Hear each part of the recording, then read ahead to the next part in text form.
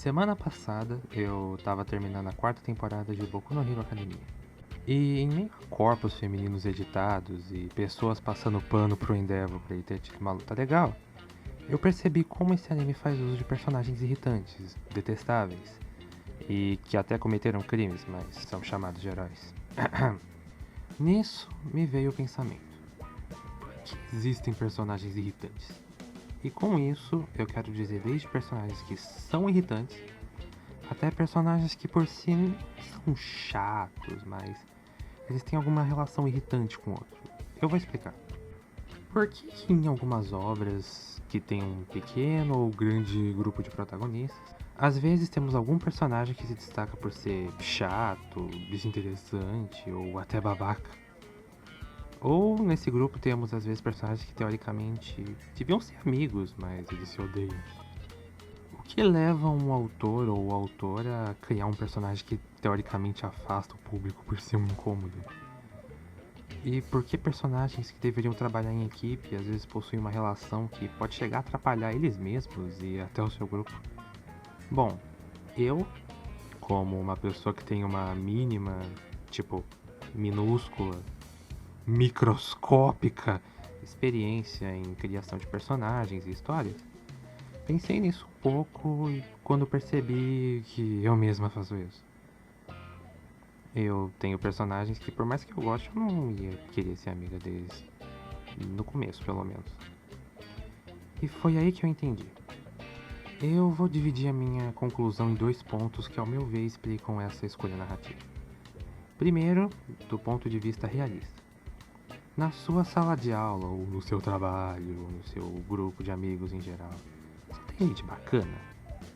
Você diria que nos locais que você frequenta só tem pessoas agradáveis e legais de se interagir?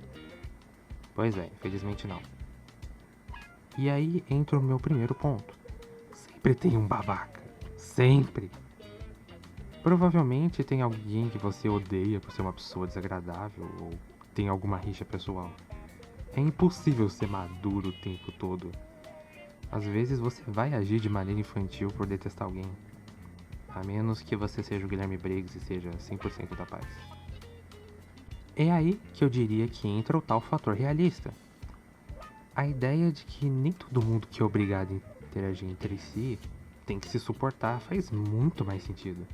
Na verdade, torna a obra mais orgânica até, interessante. Porque você fica intrigado de saber se aquilo vai dar certo.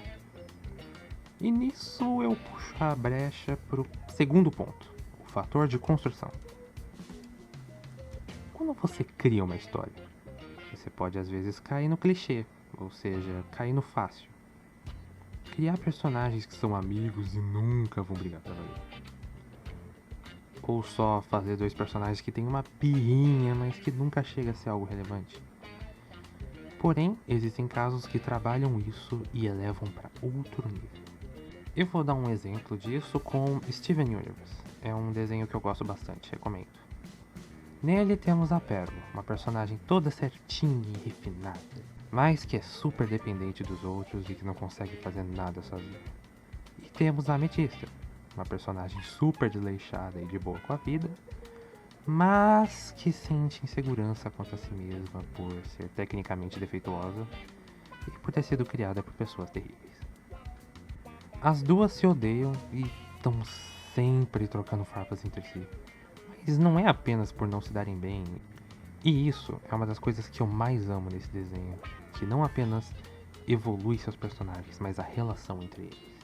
A Pérola odeia tanto a Ametista por ser desleixada, porque ela acha que só tem valor se fizer tudo certo.